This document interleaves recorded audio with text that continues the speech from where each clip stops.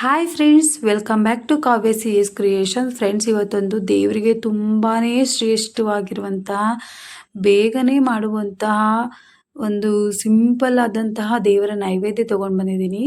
ಹಾಗೂ ಮಕ್ಕಳಿಗೆ evening snacks ಬೇಕಾದರೂ ಮಾಡ್ಕೊಳ್ಬೋದು, ಬ್ರೇಕ್ಫಾಸ್ಟ್ ಬೇಕಾದರೂ ಮಾಡ್ಕೊಳ್ಬೋದು. ಫ್ರೆಂಡ್ಸ್, ತುಂಬ ಹೆಲ್ದಿಯಾಗಿರುತ್ತೆ.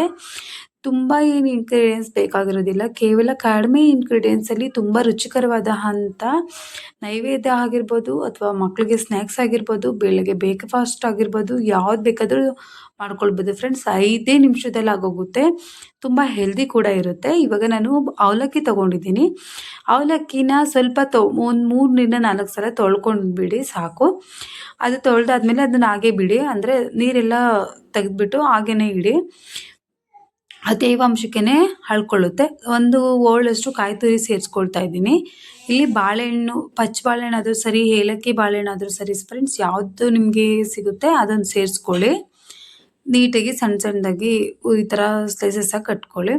ಮತ್ತು ಡ್ರೈ ಫ್ರೂಟ್ಸ್ ಸೇರಿಸ್ಕೊಳ್ಳಿ ಫ್ರೆಂಡ್ಸ್. ಇದ್ದರೆ ಸೇರಿಸ್ಕೊಳ್ಳಿ, ಇಲ್ಲ ಅಂದರೆ ಪರವಾಗಿಲ್ಲ, ಹಾಗೇನೂ ಚೆನ್ನಾಗಿರುತ್ತೆ. ಇದ್ದರೆ ಸೇರಿಸ್ಕೊಳ್ಳಿ, ಒಳ್ಳೆಯದು. ಮತ್ತು ಮಕ್ಕಳು ಯಾರು ಡ್ರೈ ಫ್ರೂಟ್ಸ್ ತಿನ್ನಲ್ಲ ಅಂತಂದರೆ ಈಗ ಮಾಡಿಕೊಟ್ರೂ ತಿಂತಾರೆ. ಮತ್ತು ಬೆಲ್ಲದ ಪುಡಿ ಮಾಡಿಕೊಂಡು, ಇಲ್ಲ ಸಕ್ಕರೆ ಬೇಕಾದ್ರೂ ಹಾಕ್ಕೋಬೋದು ಫ್ರೆಂಡ್ಸ್. ಆದರೆ ದೇವರಿಗೆ ತುಂಬ ಅಂದರೆ ಬೆಲ್ಲದ್ದನ್ನೇ ಜಾಸ್ತಿ ಇಡೋದು. ಅದಕ್ಕೋಸ್ಕರನೇ ಬೆಲ್ಲದ್ದು ಹಾಕ್ಕೊಂಡ್ರೆ ತುಂಬ ಪ್ರಿಯವಾಗಿರುತ್ತೆ. ಅದನ್ನು ನೀಟಾಗಿ ಬೆಲ್ಲದ ಪುಡಿ, ಅದು ಡ್ರೈ ಫ್ರೂಟ್ಸು ಎಲ್ಲ ಹಾಕ್ಕೊಂಡು ನೀಟಾಗಿ ಮಿಕ್ಸ್ ಮಾಡ್ಕೊಳ್ಳಿ. ಮಿಕ್ಸ್ ಆದರೆ ರೆಡಿ.